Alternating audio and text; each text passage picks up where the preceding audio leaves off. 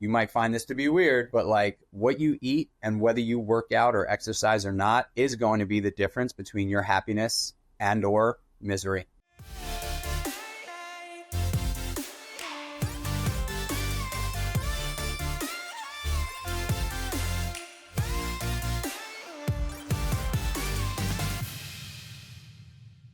Welcome back to Bite Sized. I'm really excited today. I've got Michael Chernow on the podcast. Phenomenal entrepreneur, built a couple of businesses, really inspirational when you look at his content on Instagram. But rather than me doing an introduction to you, Michael, for anyone who doesn't know you, why don't you give a quick introduction to who you are, what you do, how you got started, and what you're currently doing now? Sure. Thanks so much for having me, by the way.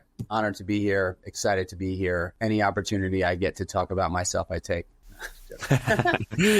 I am a born and raised New York City person. I grew up in Manhattan, sort of right in the epicenter of, I would argue to say, where culture kind of begins for like kind of globally today in terms of modern culture. Really, you know, New York is kind of this place. I feel incredibly fortunate to have grown up there. I was exposed to an enormous amount of creativity at a very young age. I was also exposed to a lot of the bad news as well that you know, people associate with New York. So there's no doubt it's a double-edged sword. For whatever reason, from as early as I can remember, I was drawn to making, doing, and creating and selling. I always wanted to, from, you know, I remember when I was 5 years old, I lived on 87th Street between 1st and 2nd Avenue. And when I was 5 years old, around 5 years old, could have been 6, I wasn't the kind of kid that would hoard toys. If I had something that I didn't want anymore, I would ask my older sister to come downstairs with me. I would, you know, set up a sheet or a blanket in front of my building, and I would sell all the toys that I wasn't using anymore. I just, for whatever reason, was drawn to that. And my real first business was probably in 5th or 6th grade. I was, I think 10 or 11 years old. And in New York City, there's lots of high-rise buildings. And I knew that I didn't come from a lot of money. So if I wanted money for things, because I was also drawn to wanting things, I enjoyed things even as a young kid. I knew that if I wanted the things, specifically sneakers, that I had my eyes on, I had to earn the money to get that. So I kind of came up with an idea to walk dogs, and I created flyers, and I went to all the high-rise buildings within, you know, a 2-block radius of my apartment. And I asked the doorman if I could put a flyer in the laundry room of these buildings. And before I knew it, you know, I had this pretty successful dog walking business. And over the course of 6 months, I was walking 25 dogs until my parents had to shut it down because I was getting home from school. I would immediately go out and start walking dogs at 3:30, and I wouldn't get home until 7 o'clock at night. And in those days, you know, interestingly, kids in New York City were out. I was, you know, I went to public school. There wasn't a school bus to pick me up. I was going to school by myself in the morning. It was a lot different then, I guess that would be the late 80s, early 90s. And so I don't know, I can't tell you why I was drawn to want to do this stuff, but I was. And you know, and then it kind of all, you know, domino affected from there. I got a job in the church rectory when I was 12 years old, getting funeral cards signed. Then I went and I got my first job in a restaurant when I was 12, 13 years old. And once I landed in the world of restaurants, I felt like I had arrived. I really, you know, I had a really tough time at home. My father and I had a very, very difficult relationship. My mother tried her best to support me in any way she could, but my dad was very difficult, very, very tough. And so I looked for an escape route any opportunity I got. I was always looking to be out of the house, sleep over at friends' houses, work, whatever I can do to be out, because I was safer outside than I was inside in my mind. And now I come to understand that was accurate.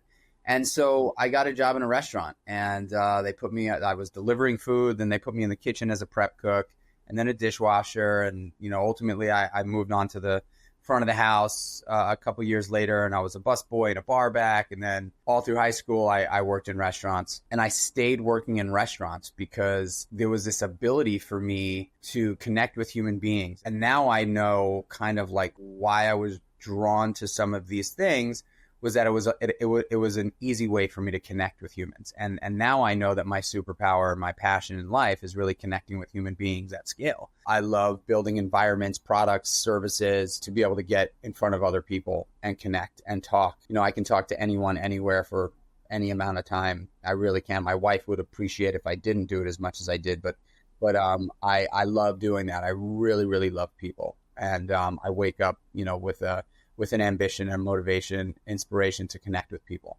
And so I fell in the restaurant world, and I worked in restaurants all through high school. I did a year of college and realized I was wasting my time and my money there. I also needed some time. I was, involved in lots of drinking, lots of drug using in the city and in the nightlife. And I had to get that out of my system. College wasn't the place for me for that, because I went to a city college. So I went through some troubled years, getting through that. But ultimately ended up going to culinary school, getting a degree in culinary arts and restaurant management from the French Culinary Institute and the Cornell hospitality program. At 28, I had been working at the same restaurant for a long enough period of time. I was there from 20 to 28, so 8 years. I was working at this same place, real regular spot in the East Village in New York City. And I wrote a business plan. I put it in front of all the regulars. 14 of those regulars wrote me a check for my first business, which is the meatball shop. I opened up the meatball shop, small little restaurant in New York City on the Lower East Side. 1,000 square feet all in, 500 square feet in the kitchen, 500 square feet in the front of the house. I put my life savings of 20 grand into it. My business partner also did the same. We had raised 340 grand, 350. And we thought that we would do, $700,000 that first year. And we did 4 million. And so we paid back our investors very, very quickly. It was a runaway success. It was totally insane, that restaurant. It was a true anomaly in New York, and we scaled it to 6 restaurants over the next 3 years. My partner and I had a little bit of a battle trying to figure out how to scale it out of New York, and a lot of money became part of the conversation, and it just got ugly, and it wasn't fun. And it was, even though the business was killing it, it was a really tough part of my life. Going through that, because it was my childhood best friend. We were in business together, but we just couldn't see eye to eye. And so I had to make a decision. Either I'm going to continue to battle this out, and I was young, I was 32, do I continue battling here and just walking around with this pain, or do I make a decision to say, you know what, I'm going to step back, sell some equity, and then go see if I have what it takes, if I have the chops of a real entrepreneur to go out and do another one and make it successful. And so I did a lot of soul searching and ultimately realized that my family was way more important to me than this business. And I was bringing that business back home to my family, and I had to make the call. So I made the call, sold a bunch of equity, and began the process of developing my next restaurant concept, which is Seymour's, which is a sustainable seafood restaurant. And I said, hey, if I could do for fish tacos what I did for meatballs in New York City, I think I've got something here. Not only am I trying to make the best fish taco spot in New York, but I'm also going to try to introduce local sustainable seafood to the market, because A, sustainability is something that I'm passionate about, and B, economically, it made a lot of sense. Everybody is buying tuna, salmon, halibut, cod, and if I can buy bluefish, tautog, porgy, and redfish, no one knows of those fish, but they're a fraction of the price and as delicious and as fresh and even fresher because it's caught, 100 miles away. And so I built that plan, and I launched that one on Broome and Mulberry Street in June of 2015, and the same exact thing happened. Took off like a freight train. I did just under 5 million in that first year, and took on a partner eventually. He was a restaurant scaling expert. I did not want to scale another restaurant concept from 0 to 20. I was down for the 0 to 5, 6 units, and then pass it off to somebody who's really, really smart and really has the ability to understands the project management that's required and the operational chops that's required to go from 6 units to 60. And so Jay came in, I told him what I wanted to do, open up 5, 6 restaurants with you, and then ultimately sell some equity. And that's what we did, exactly to the T. We did it over 4 years. In 2019, I sold a bunch of my equity at Seymour's, and both restaurants are still around. There was some casualties for sure in the pandemic, but both brands are still around. Both brands are iconic in New York City, and I feel grateful to be, to have been at the helm of those and have created those brands. And now in 2019, I sold equity in November of 2019, so I got very, very lucky to sell equity in a brick and mortar business prior to the pandemic. The pandemic hit, and I knew I needed to pivot. And I looked at my lifestyle. Once I made the decision to get sober back in 2004, my life became way more about the daytime than the nighttime. And fitness and nutrition were a massive part of my journey to get sober and stay sober. And so I just had this feeling like 2019 hit, the pandemic hit, and I said, man, this is my opportunity to take a step back from the restaurant business and see if I can create in another industry that is not going to require me to be working my busiest hours between 7 and 11 o'clock at night. And so I created this brand, Kreatures of Habit, which is currently the brand I am the CEO of and running right now. We're about 2.5 years in. But the brand Kreatures of Habit is a lifestyle and wellness brand. It's a CPG D2C company. And we probably will be in retail, eventually. But right now it's all D2C through our website. We're not even on Amazon yet. And there's a really interesting story of how I created this brand. But really, I had been thinking about this. I love habits. I'm a massive habit guy. My habits almost killed me. And now they've made me the guy I am today because they're great. So I replace the bad habits with great habits, and I've really been able to build a life that I never thought was possible. And so I knew that I wanted to do something around habits. And when I got sober, these two guys that came into my life to really introduce me to the world of sobriety, but also sort of like tell me, hey, like if you follow this plan, the chances of you being happy are far greater than if you don't follow this plan.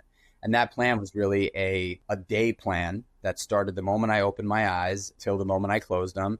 And the majority of it was what I consume in terms of my nutrition and how I move my body. And the guys were like, look, you might find this to be weird, but like what you eat and whether you work out or exercise or not is going to be the difference between your happiness and or misery. You're an alcoholic and a drug addict and like you need something to sink your teeth into. And we found this to be the greatest thing. And so these guys taught me about nutrition and they told me to eat oatmeal every morning. I've been eating oatmeal every single morning till this very day, from that day to today.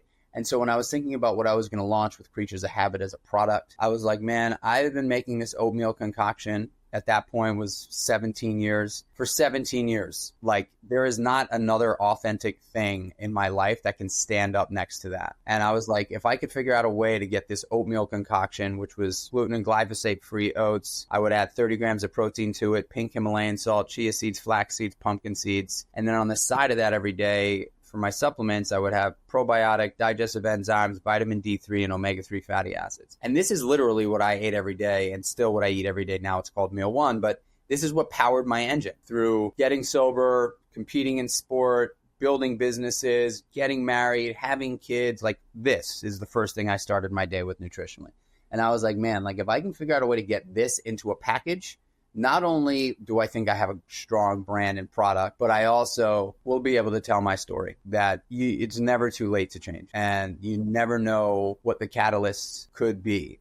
It might just be a single habit that you stick to every morning. It was for me. And so I went and I created the formula. I spent a year working on it. I funded the project in the beginning myself. And in August of 2020, we got the business launched in August of 2021 and really off the ground in October. And here we are, close to 3 years later, business is kicking butt. I've learned a whole new industry. I knew nothing about D2C when I was first starting this and people were, on a call with me talking about, I didn't even know what the fuck D2C meant. They were like AOV, CAC. I was just like, can you please talk English?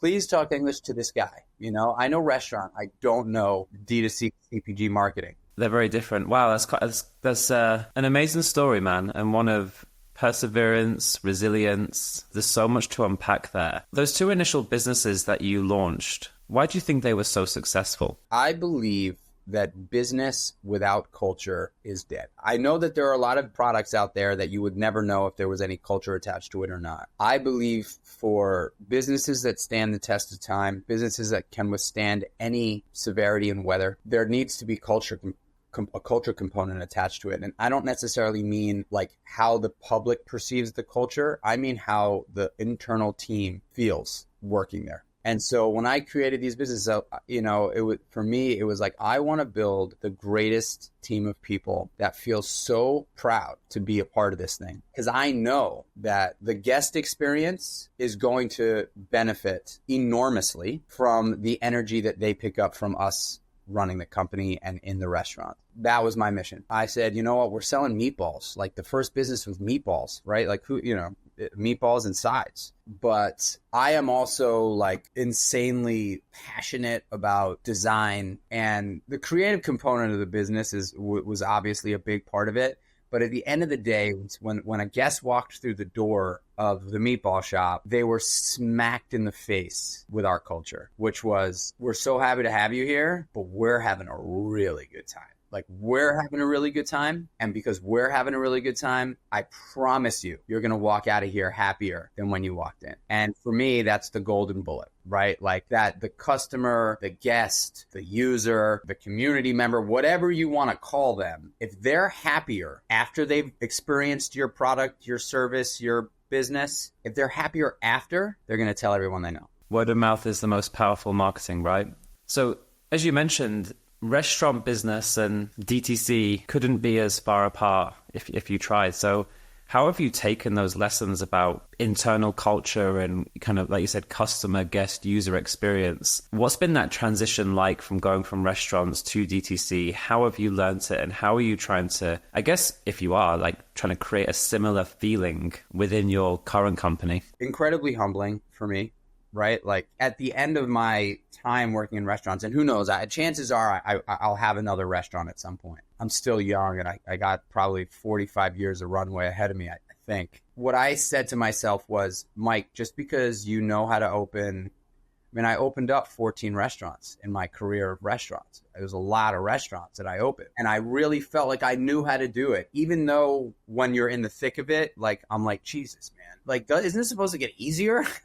But, you know, I knew the playbook of how to open a restaurant. When I was going from restaurant to a totally new industry, what I said to myself was, Chernow, do not go into this thinking you know shit. Ask for as much help as possible. Even though you're going to be at the helm of this thing, surround yourself with the right people and make sure that they understand that you care about them and you need them, because that's the truth. If you walk into this thing with guns blazing, you're done. It's just not going to work. I wear my heart on my sleeve, you know, like I'm not an emotional entrepreneur necessarily. Like I learned pretty early on not to attach my emotions to the business. And I learned that in exiting 2 companies successfully that I created from a thought that I had one day. I learned that like if I emotionally attach myself, it's just not good. But I am passionate. And so when I went into this thing, I said, you know, man, like it is a very different industry, but people are the same. People are people. What you do well, where your, you know, quote unquote superpower is making people feel awesome and supported and instilling them with confidence by you asking them for help all the time.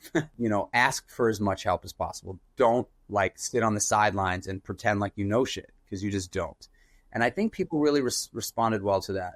Well, actually, I know they do. The team is still the same team from when we kicked off, you know, and I started this in 2020. So, you know, it's been over 4 years that I've been working with these people. I said something that I really believe in, even though I have to be told pretty regularly to slow down. I do believe that slow is fast. If you think about it, like the chances of you crashing and burning in a car doing 120 miles per hour are far greater than you crashing and burning in a car doing the speed limit. You're still going to get to the same place that you're going to, but the risk of death is far less when you take your time. And I think it's missed on so many people is this sense of it's a race, and also the sense of it's a race and there's a final destination when it comes to business or everything else. And I think you're kind of proof of that, because even if you exit a company, it's just another marker down your entrepreneurial life that you end up doing something else. There's very few points at which, especially when you're building a business, and if there's no kind of immediate exit of like, well, what is the rush? You know, and I think that's where a lot of people can go wrong and make bad decisions, thinking I have to get to this perceived end outcome as quick as I can. And I think that trips a lot of at least first-time founders up. Yeah, well, I also think that, you know, there's reasons for that, right? Like the world of institutional funding makes you think that you've got 5 years to make it happen. And in 5 years, you've got to get blank X multiple of our investment. You know, especially in this world, in the CPG world, you know, once you get to a certain level, traditionally venture capital or private equity is going to want to help you grow this thing. I don't necessarily think that it's true. There's like, from where I come from, EBITDA negative EBITDA is death. In the world of restaurants, if you are burning and begging, that burn and beg sort of strategy, doesn't work in restaurants. If you're losing money month over month, year over year, no one is reinvesting in you. It's just not happening. I think I've kind of coined this burn and beg thing. Like, I felt in year one going into year two, like, oh, damn, like, this is not what I want to be doing. We're burning cash and I've got to go back to my investors and ask for more money. Like, we have to right size this thing. Like, this can't happen. And we did, thank gosh, and I don't feel like, and we're not profitable every month, but we're profitable. We started really course correcting how we were thinking about our marketing strategy, how we're thinking about our inventory financing.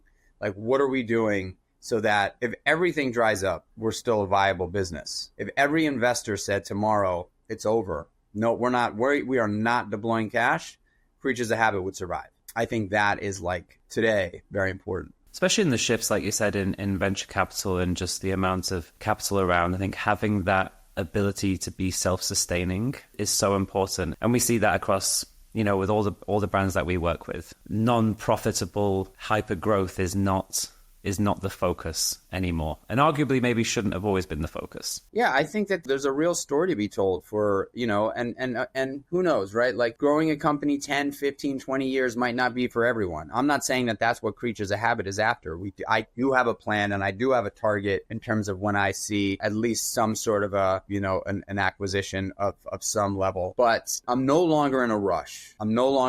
To get there. And real quick, just to touch back on, your question, how I've been able to incorporate what I learned and what I loved about hospitality into this. Every Thursday, I write an email to our whole email list, a personal email where it's coming from my email address, and I address everyone and I share what's going on in my life. I share how important it is for them to respond to these emails. We have an insane open rate on those emails, and so many people respond. And it's an enormous amount of work for me, and potentially as we grow, maybe not scalable, but I respond to every single one of the responses to those emails. And then on a Monday, Wednesday, Friday, I have a long list of subscribers that have subscribed for 18 months or more. And I've got their phone numbers and I know exactly how long they've been subscribed. And I do a walk every day from 4 to 5 o'clock where I take calls, and I make these calls and I call up the community random. And I just say, hey, this is Mike Chernow, the founder of Creatures of Habit. This is probably coming out of left field from you, but I just want to thank you. I want to thank you for being on this journey with me. I've never got a call from a founder from a company that I've subscribed to before. And I thought that this would be a really nice touch because I'm a real person. I am, like, this brand is an extension of me. And the fact that you've taken this brand, also known as me, into your home and use me on a daily basis makes me so, so grateful, and it's been amazing that touch, Wow, that's incredible. I guess it just speaks to, like you said, what your kind of drive is around why you do these things and why you've built these companies and why you're building Creatures of Habit. And it's such a powerful thing. I think, again, another change in the kind of DTC ecosystem is consumers want transparency and visibility into who's building brands and what they're about. And there's such a bigger emphasis on community. And I can't think of anything bigger than that, than personally phoning customers and thanking them for being part of the brand. It's something that we started not long ago because it felt so good to get these email responses back when I started writing the emails about a year ago. And another thing that I'm actually doing with these emails is I've got over 120 pages written of emails that's on just like a long running Google Doc. And I talk about all sorts of things that I've experienced in my life, and I share my story super vulnerably there. And I'm writing my book through that email chain. So, that is going to be ultimately a few years down the road, a book that I'll put out. Whether or not Creatures of Habit is still around, God willing, it will be, right? Like the journey of telling the story of the journey of how I wrote the book is going to be awesome. And then people that are part of the community will see that and be like, oh my gosh, I responded to that one.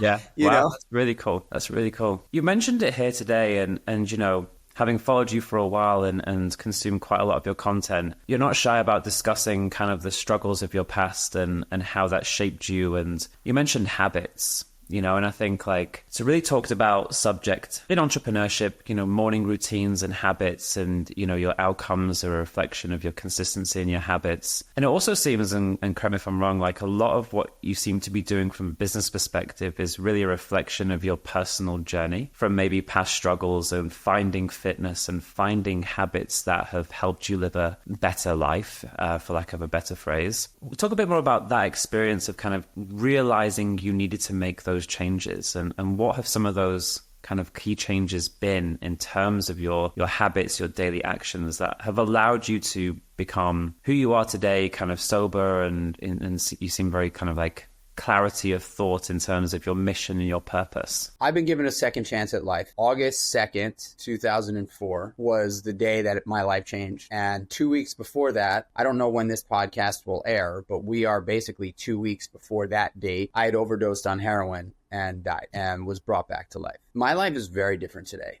than what it was then. When we think of the word habit, maybe today, because it's used a lot in a positive way over the last couple of years. But prior to that, the word habit was typically associated in a negative way. I've got to break this habit, right? Like it wasn't like, man, you got to hear about this awesome habit I started. It was always like, man, this habit is killing me. I got to break this bad habit. And so, sort of my mission as a human is in that mission of connecting with humans at scale, connecting with as many people as I can, because I genuinely love that in my core, but sharing my story that my habits almost killed me. I replaced the bad habits with good ones, and they've given me everything I could have ever wanted. And I think of that as on a daily basis, right? Like yesterday's gone, there is zero. Like if you spend time today worrying about what happened yesterday, you're fucked. That is called depression. Right. And I'm not saying, I've suffered from depression and mental health and mental illness. Like I've done a bunch of things over the years to sort of help me get through that. But prior to my drug addiction, I really suffered there. And it was because I was so fixated on what happened yesterday. A lot of it was like me trying to figure out how I can change what happened yesterday. And what I've learned, over this new journey of life that I've had over the last 20 years, like, I can't do a damn thing, and no one else around me can, about yesterday. If I future trip about tomorrow, not saying that you shouldn't be planning, because planning is obviously very, very important. But if planning tomorrow takes me away from accomplishing what I'm doing today, I'm also fucked. Because the only time anything happens in life is right now. It's already happened yesterday, and tomorrow's not guaranteed. The only time shit goes down right now. If you're not present for it, it's gone. And so I think about that in my personal life. I think about that in my business life. But, I start every single day, every single morning with a non-negotiable morning routine that I do with me no matter where I am in the world, no matter what time zone, or I don't waver from it, because I do believe that, like, specifically as a father and a husband, entrepreneur, an athlete, like I've got a lot going on in my life. I have my personal brand. Like I need a rock solid foundation to stand on every day. And if I don't start with that sense of support, that sense of like checking in with myself, if I don't start that way, if I just like get up and like haphazardly go, I'm going to start my day on mud, and I don't want to sink. I want to swim, And so I really do believe that, like, if there's one thing anybody can do, entrepreneur or not, it's really, really commit to a morning routine. And that morning routine could be as simple as like waking up, hydrating, trying your best to get some kind of movement in, just some way to get the blood flowing in your body. If you wake up and immediately pick up your phone to check your emails, you're already starting your day on your heels in defense, right? Like you're already in defense. You're already responding to what people want from you. You're not proactively like starting your day. And I think that like starting your day in a proactive way, where like you're not just responding to what other people want, you're actually taking action in your life to progress, right? Like we all get caught in the pit of emails and Slack and, all the other communication tools that we're all on, Instagram, like all of it. We get caught in that pit. If you're doing shit today, you've got no choice. It's part of that. It's part of the picture. But starting your day with that is like, in my opinion, it's just like, it's like you're a horse at the gate, and they open up that gate, and you can either run as hard as you can, or you fall and trip, and the race is over for that day. And I don't want to be the horse that falls and trips because I'm caught up in my phone or I'm caught up on my computer first thing in the morning. I want to be running. I want to be like out. And I do that by having this morning routine that really sets me up for success. Because once I'm done with that, I genuinely feel like now I can be the best version of me. And so habits are a massive part of my life. Massive, massive. Because for years and years, you know, the habits that I partook in every day nearly killed me. It's powerful. Thank you for sharing. And like you said, it's that when it comes to setting the right habits, it's multifaceted, right? But I think it's taking that proactive and intentional approach to your own life. And I think that's, you know, where a lot of people struggle. I would argue that most people, you know, because there's a lot of information out there about start your day this way, don't doom scroll Instagram, don't check emails, don't do these things. But I think it's setting that intention and being proactive of, I'm going to design my day or my morning this way and I'm going to stick to it. And I think there's that phrase, isn't it, of like, if there's one promise not to break, it's the promises you make to yourself. And I think there's so much power behind committing to, at first, maybe even for people who are, you know, are struggling to find a routine or habits that are positive for them, is like, make small commitments and just don't break them. And the compounding benefit of that over time, I think, you know, I've been through that, right? I was the wake up straight into emails. I was the bad habit guy as well. Like, and you just, to your point, you're just playing defense. And until I really thought to myself, I'm going to take control and be proactive and intentional with it, it was really that shift in mindset that helped me. Yeah, I mean, I'll give you my non-negotiable morning routine. So anybody listening, like, this may not be for you. Maybe one or two of these things are for you, but this non-negotiable morning routine that I have does not take me very long. I've got an extended version of this routine that I do when I'm home and life is ideal. And I got the red light and the sauna and the cold plunge. And like, I don't hold myself, like tied to those things. Those things are things that I do when I can, and I love doing them when I'm able to. But really, my non-negotiable morning routine is I wake up early in the morning. I wake up at 5:15 every day. That's for me. That doesn't have to be for you. I'm not saying I wake up at 5:15 to wear a trophy about it. I just do because it gives me the opportunity to have time in the morning when my wife and kids are still sleeping, and I get a good hour and change to just be totally self-indulgent. So I wake up at 5:15. The first thing I do every single morning is I smile. Simple, right? Like, I've gotten conditioned to do this. It's uncomfortable, but I've conditioned myself to do it. So I smile and I go right into gratitude. It takes me 20 seconds. I literally lie in my bed, look up at the ceiling or the ceiling fan, and I smile like this. And I just go into the things that I'm grateful for. My wife's sleeping next to me, my kids sleeping in their bedrooms, my dog's over here, the house that I love. I could, in the wintertime, in the morning, sometimes I can smell the fireplace from the fire the night before, and I'm like, for the fireplace, just things that I'm really grateful for. I do that for about 20 seconds, and then I get out of bed with intention. I don't roll out of bed. I don't, I don't use an alarm, so I just kind of get up when I get up, and I get out of bed with intention. I go into the bathroom, I take a piss, I brush my teeth, I floss my teeth, and I wash my face. And then I have a prayer practice. I've been praying, it's part of sobriety for me, so I've been praying every single morning for, 2 decades, and I pray, and then right after I pray, I do 50 push-ups, and then I do about 5 minutes of stretching. I do down dog, up dog, and I do cat-cow. And I do that every single morning. And as soon as I'm done with that, I go downstairs and I have 30 ounces of water. So I'm hydrating. I use electrolytes. I use a couple of different supplements in that. That right there is basically like where I need to be. If I'm right there, I've already done a bunch of shit that I feel like I have started in a proactive way. I've checked in with myself, checked in with my prayer. I've moved my body. I've stretched my body. I've hydrated. And that takes me like 20 minutes, and I'll do that. I do that traveling. I do that no matter where I am. If I'm home and I don't have I have all my stuff, I meditate in front of the red light for 20 minutes. And then I go into the sauna and I sit in the sauna and I read. I sit in there for 30 minutes. And when I'm done with that, I go into the cold plunge. I sit in there for 3 minutes. And then I come out and I'll open up my journal and I'll do some journaling.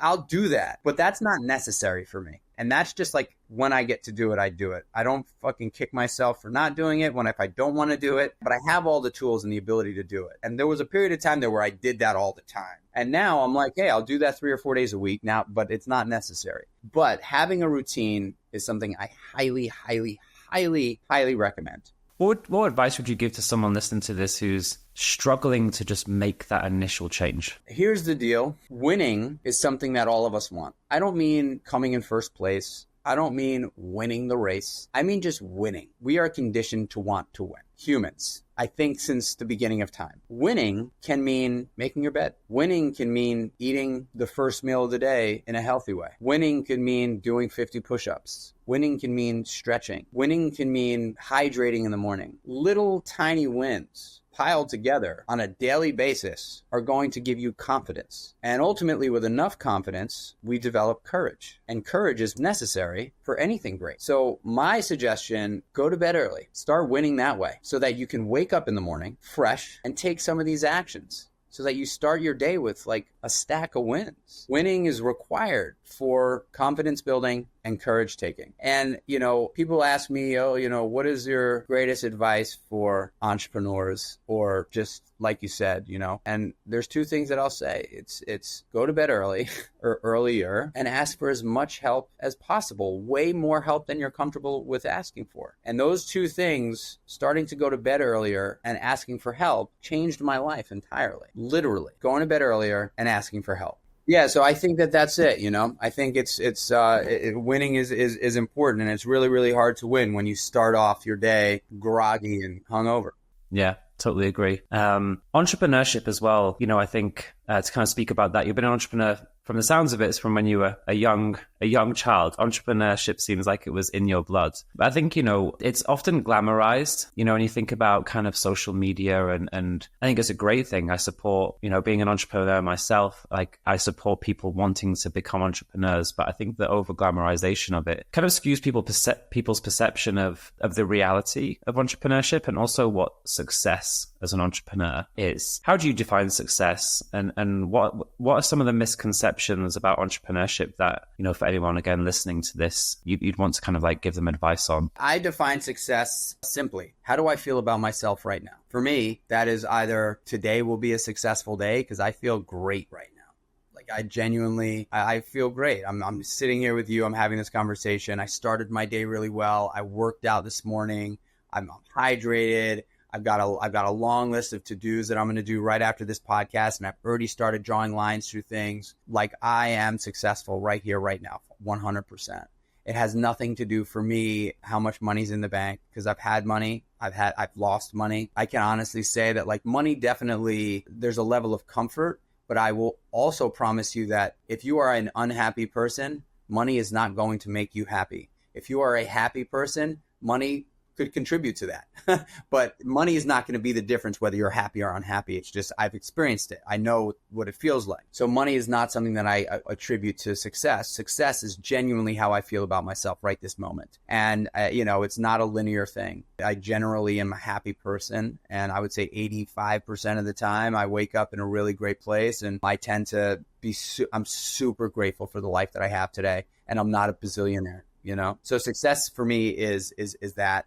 And then entrepreneurship is the hardest thing in the world. There's never a moment in time where it's not like really, really hard. It doesn't matter how successful your business is. There's, you're essentially a firefighter, and I'm constantly looking for and putting out fires, and at the same time trying to build, a skyscraper. And by the way, what I'll also say, and I, maybe I'll get shit for saying this in an entrepreneur podcast, but we're all winging it. And if you don't agree with me, you're lying. There's always going to be something new to explore, some new piece of technology, some new piece of creative, a new company opens up that's doing exactly the same thing you're doing for the first time. We're all winging it. We all are on the battlefield fighting the good fight. And in my opinion, the thing that will get you longevity is your absolute commitment to get the fuck back up. The only thing you need to do right, and the only thing you need to do perfectly every single time, is get back up. If you stay down, that's over. No matter what, no matter how hard it gets, if you commit to getting back up. Now, I want to say a caveat is, like, if you are in an absolutely unhealthy, like, this makes zero sense business, I'm not telling you to, like, stay in something that's just ridiculous. But if you've got something, it's going to be hard. No matter where you are, how you built it, it's going to be hard. The one thing you have to do every single day is commit to getting back up no matter how hard it gets. And if you have that switch, you wouldn't want to be in any other line of work. For me, this is what I love. You put me in a battlefield with arrows, bullets, bombs, and grenades coming at me, and I'm like, oh, I'm going to get through this. However, you put me in a room with negative people, I flounder. Negative people are my kryptonite. Negative situations, I'm the guy you want to be with. I'm like, stick with me. Negative people, I eliminate quick, you know? You can't be negative in the world of entrepreneurship. You know, you can't walk into a room and find all the things wrong with it as an entrepreneur. You have to be like, let me look for all the positive things in here that I can like pump up, because the negative things are everywhere. There's way more negativity than there is positive. There's way more risk than there is reward in most cases, you know? So like, if you don't latch on to the positive stuff, you know. So do you think with that mindset of, you know, being able to find the positives and remaining optimistic in the face of challenges and, you know, the resilience that's required as an entrepreneur, do you think those things can be taught? Or do you think that that's something inherently within a person that makes a real entrepreneur an actual entrepreneur? So I'm the right guy to ask that question to. I had a podcast for about 2 years called Born or Made. And it was me asking that question to people that have inspired me, specifically entrepreneurs and athletes. Do you think you were born with the ability to do what you've done, or do you think you were made over time? I believe that I was born with this inherent hunger. I'm a hunter. Actually, you know, I think that's what it is. Like, I'm a discovery junkie. I am insanely curious. Like, I'm in it for the hunt. I love the hunt. And I think that is something that I was born with, because my business partner, though also is a hunter, is far more logical than I am. He like sees things through spreadsheets. I see things through dreams and visions. And if it's a vision that I have, and I've created this thing, this vision of a business, I believe that way more than I believe the P&L. And I think that's two different kinds of people. You know, because nothing extraordinary was really built out of a P&L. It was built out of a vision. And the P&L is absolutely necessary to help that vision come to fruition. I don't discount the P&L, but no one said this P&L is going to create this mountain moving business. It was like, this is the business. This is the vision that we have. Now we've got to try our best to make it work financially. And I think it does speak to the different types of entrepreneurs, and also the need for, I guess, self-awareness, right? Of if you know you're the vision, ideation, kind of like the person who's pushing that side, and you're not even like able to do the number side, because I think it's really important that as an entrepreneur, you understand the numbers, but it speaks to knowing what your zone of genius is as well, and who to hire, who to have around you to help, to your point, make sure that the vision and everything, which to your point, I really agree with you, that's what makes the company. The P&L is the checks and balances and scorecard as to whether that vision and that brand or company or business you're building is viable for the long term. The coolest thing that I will say, though, about my current company, Creatures of Habit, is that my co-founder, Jonathan Yarmish, he is legitimately, he may be a genius. He is very, very smart, both intellectually and emotionally, which is so rare, so rare. He sees the vision, he aligns with the vision, he supports the vision, but he is an animal on spreadsheet development. And I have never felt so lucky in my life to have someone in my corner that can see both sides of the coin. It's very rare. There are a lot of people that truly just love figuring things out with a spreadsheet. Like, they literally are like hooked on trying to come up with, how does this thing work? How can we create a workbook that shows 4 different ways that this thing can work, you know?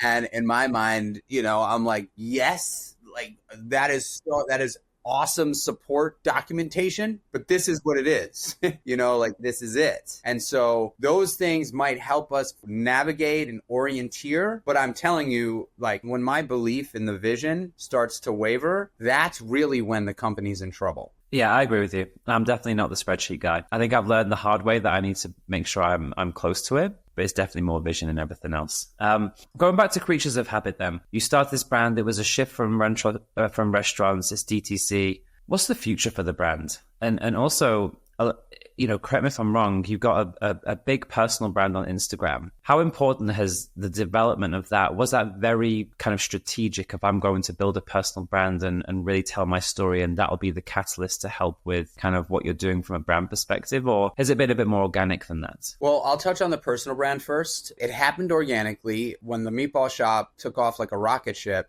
the media and the press were all over it. Within the first year of Meatball Shop, we had done Good Morning America a handful of times, cooking food on Good Morning America, the Today Show, Jay Leno. We were cooking food live with Jay Leno on his show, and then Jimmy Fallon, and then Chelsea Handler, and then they made a TV show about us. And so I took to the media I was like, I know that this is a ticket for us, and I am fucking taking it. I don't care how uncomfortable I am. I'm going to get good at this. And that was a massive asset for our business. And so I took to the media really well. And I knew that if I was going to create something out of nothing, I needed as much help as possible. And having the eyeballs of millions of people in the country was a good tool to hone. And so that's really what got me on the journey of building the personal brand. I started sharing about my life, sharing about, and then I got my own TV show. I got a TV show called Food Porn, where I traveled all over the country. We shot 2 seasons of it, but it was a lot of TV. I mean, I did 26 episodes of television as the host of this show. And that really sort of helped catapult my personal brand. And, one thing that I've done really well in my life is share.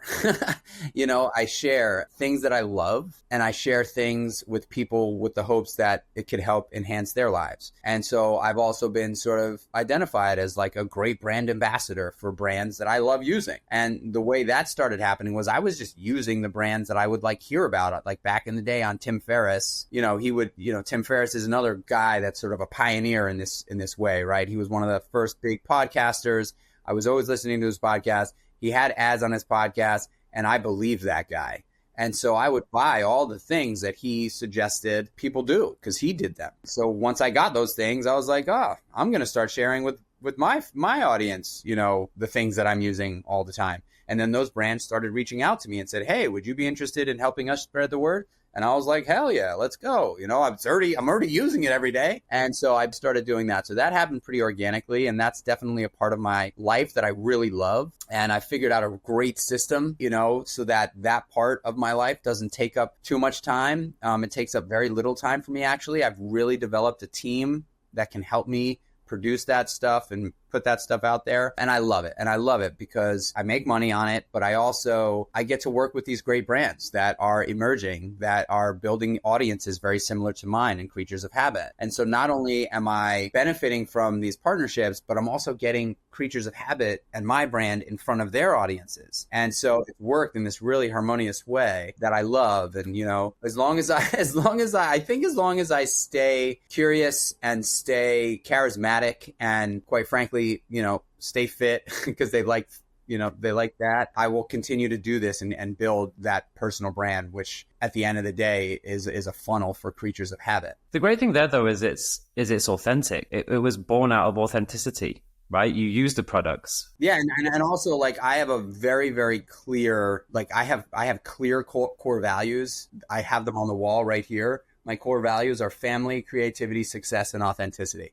Those are the 4 core values. I have them on the wall of my office so that I can fucking see them every single day. They're a filter for my life. And so I'm very clear with any brand that I work with. Hey, I'm not an actor, so I'm not going to fake it. If you want to send me some shit, cool. I'll try it. If I don't like it, it doesn't matter how much money you want to pay me. I'm not going to pretend, because that is certainly not my main revenue stream. And 2, it has to be something I use every single day. And also, I'm not a salesman, right? I am at my core a salesperson. It's just inherently, innately who I am. But I'm not if you bringing me on board to help support your business, just don't look at me as a salesperson because you'd be wasting your money. I'm not the guy that's going to, I'm definitely a brand awareness guy. And chances are, if we make some great content, it will convert. But at the end of the day, like if that's what you're looking to me for, like I'm the wrong person. So that's that. With Creatures of Habit, like where do I see that going? I've got a pretty clear vision for the brand. At acquisition time, which in my mind is Q2 2028, very clear where I see this thing happening, whether it's a full acquisition or a majority partial acquisition. I see that as the time for when that happens. And the brand will have 5 different SKUs, roughly, somewhere between 4 and 6. And they will be habits that you can, nutritional habits that you can use throughout your day. Doesn't mean that you need to use all of them, but there will be at different touch points throughout the day. So meal 1 is obviously going to be the first, it's our hero SKU. It's what we've created. And I'll just quickly say it's a blend of gluten, glyphosate-free oats, 30 grams of plant-based protein, omegas, chia seeds, flax seeds, pumpkin seeds. It's got vitamin D3. It's got probiotic and digestive enzymes in it.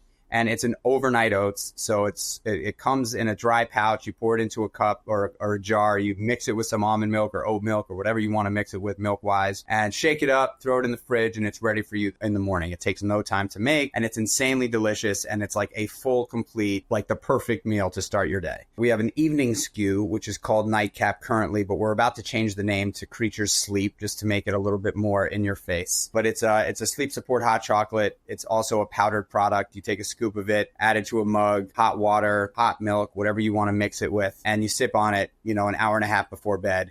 And the ingredients really do help you relax, fall, and stay asleep naturally without melatonin. We're launching a protein bar in the fall, so that'll be our first snack, and super delicious, amazing protein bar. I've wanted to do a protein bar for a long time. Everybody says it's way too crowded of a space. I say I'm going to make a really great one, and it's part of my vision, so that's what we're doing.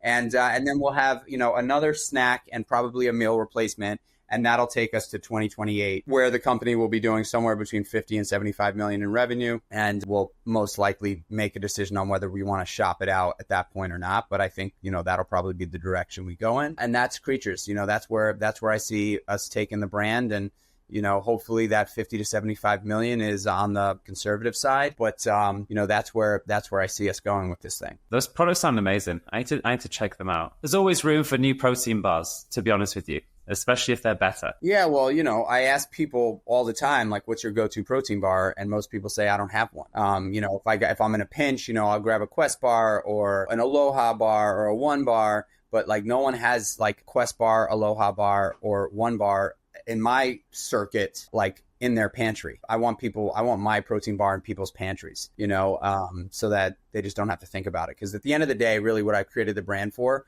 was to really give people the habits and the headspace. I'm trying to make your life easier. Right. And so like I haven't had to think about what to have for breakfast for almost 20 years. And now with meal 1, not only do I not think about it, I don't waste any time having to make it because it takes 30 seconds to make. And so my goal is to help people with those potential like time wasting decisions that they have to make, to help them just streamline that. Like, hey, don't think about a protein bar. Don't think about your snacks every day. Like, you should be having 3 meals a day, ideally with a snack in between breakfast and lunch and dinner. Let me just make that shit easy for you. So it's just mindless. You're not having to waste any time thinking about it. And that's the brand. Love it. And it just supports those daily habits, right? I mean, you're not having to make different decisions. It's just stacking wins. It's stacking wins, right? Stacking wins.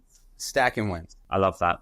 One thing that's really clear from you just talking about all your entrepreneur, you have a very, very clear vision and very, very clear timeline. How important has that been to you in terms of like execution and kind of like staying true to what that vision is? And also being able to manage the daily, weekly, monthly ebbs and flows of business because you've had this very fixed kind of like more planned out longer term vision. I think it's super important. Having a target is like without an actual goalpost, you can't score.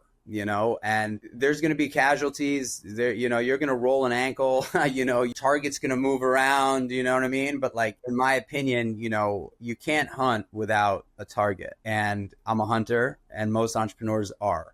So having your sight set on a target is, in my opinion, very, very important.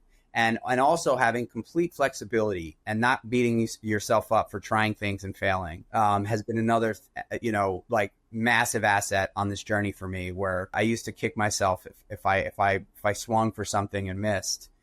God, man. And now I'm like, nope, right back up. We're going to continue swinging. We're going to continue if we believe in something, we're going to give it our all. And by the way, if it doesn't work, we're going to end it fast and get on to the next one. No hard feelings, just fail often, fail fast, learn from your mistakes is my sort of motto when it comes to that stuff. I definitely resonate with that. I love that. I think it's such an important reminder. Mike, I could talk to you for so long because you inspire me, you motivate me, and I resonate with so much of what you're saying. But I want to be respectful of time, and bite size is meant to be snackable content. And I always run long because I'm always just so interested in the people that I'm meeting with. To close us out, and again, thank you so much for being on. Legacy is a big word. And whether it's legacy of just your immediate friends, family, your children, whoever, it doesn't matter. What do you want your legacy to be? I think if there's one thing I would want people to remember me for, it's a person who did what he said he was going to do. I think our word is one of our most valued assets and overlooked a lot. I do what I say I'm going to do. And I might fail, but I'm going to go for it.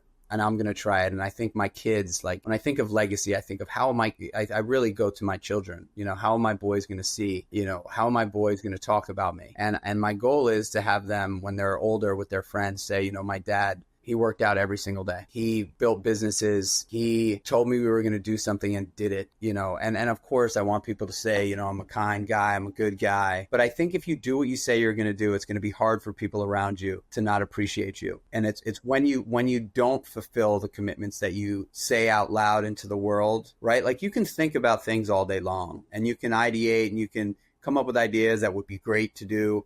But once something passes through my lips, I am a soldier. I'm like a Navy SEAL in making sure that I get that thing done. So I think that would be a great legacy to have. A guy that said that, that did what he said he was going to do no matter what. Amazing. I love that. Michael, thank you so much for being on the podcast. So much to learn from, so much, like I said, even myself, I could talk to you for hours and learn from you. And the journey you've been on is inspirational, and it's great that you share that so transparently with, through podcasts like this and through your social media channels. So it's a privilege to have you on the podcast. Really appreciate your time. Thank you so much for having me, man. It's been super fun. Of course. Thank you.